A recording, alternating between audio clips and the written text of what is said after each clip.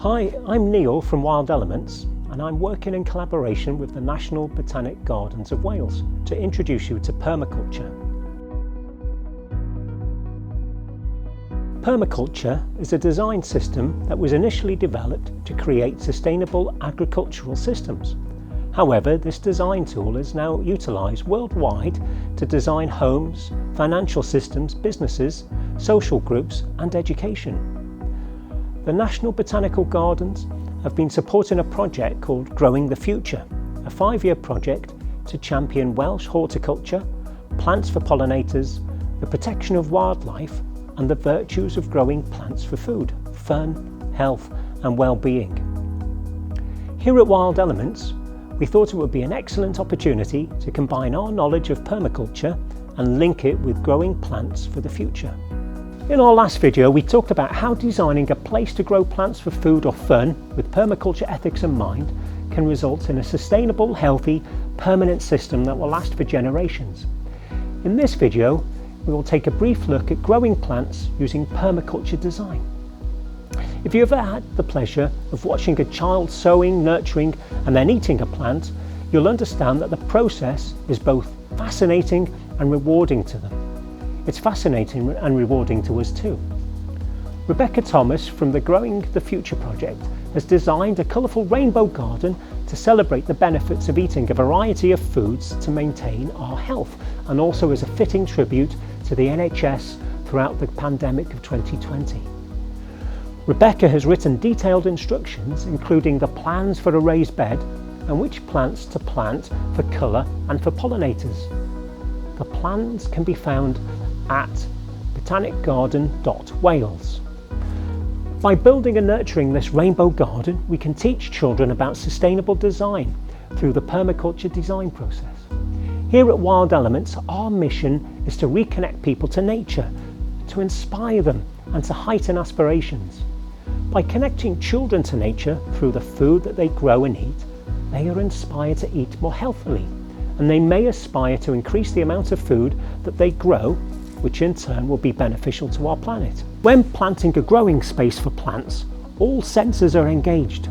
We can smell the soil, hear the water pouring, feel prickles on our skin and taste the produce upon harvest. I'm thinking squish raspberries plucked from the canes on a sun-warmed autumn afternoon.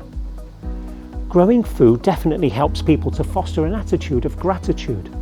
We're grateful for the sunshine, for that spring shower, for the helping hand a neighbour gave. Older children develop the knowledge of living symbiotically.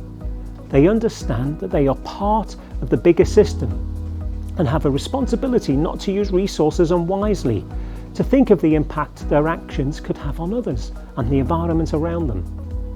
By growing food, we can also include celebrations in the yield, a simple yet effective connection to the seasonal equinoxes that historically those connected with the land such as farmers celebrated.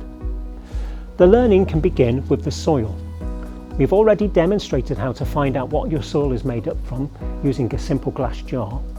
Some scientists believe that there are only 60 harvests left on Earth if we don't change the current methods used in agriculture. We need to teach our children how to care for the soil, make new soil and replenish depleted areas. Planting a rainbow garden is a beautiful and thoughtful way to start this journey. Younger children will enjoy activities such as comparing seeds, watching plants grow and tasting the final harvest. Children's creativity can be unleashed with the inclusion of songs for planting, nurturing and harvesting their produce. Children will learn the vocabulary of gardening and the daily rhythms required to ensure that plants survive. It's interesting to watch children collecting seeds from plants, linking this with the knowledge of stored energy for future life. We at Wild Elements would always advise you to invest in real, appropriately sized tools rather than plastic play tools for the garden. Children become disheartened when their equipment is broken, and by throwing it away, we're not using resources sustainably. As the children go and experience, their depth of knowledge will also grow. We see children become adept at uncovering microclimates and linking the plants with those locations best suited for them to thrive.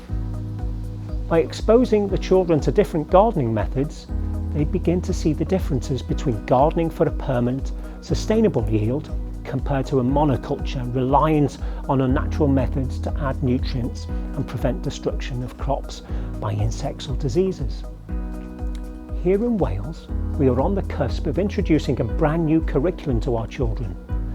Learning through activities such as gardening using permaculture methods will assist the future generations in linking what they learn in the classroom to real life.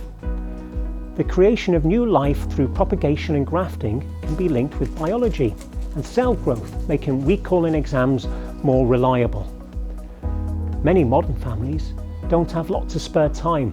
We're zipping in from work, running to after-school clubs, making tea and trying to catch up with ourselves at the weekend. This is why permaculture gardening is so important. It will give you a maximum yield with minimum time spent in the garden. A very simple way to grow crops is to plant them in layers. The three-sister method of planting is an excellent method for this. There are 3 types of plant. A low-growing one, such as courgettes or pumpkins. These cover the ground and prevent weeds to grow. In between the low-growing plants, a tall plant is planted. This could be sweet corn, sunflowers or artichokes. The tall plants grow above the low-growing plants and don't compete for sunlight, which all plants need to grow. The final sister of the 3 is a climbing plant. Traditionally these were beans, but any climber can be used. The climber uses the stalks of the tall plant to support them. This removes the time required by the gardener to build stakes and canes. My final thought is make sure that you are planting things that you actually like. Don't grow sprouts if you prefer broccoli.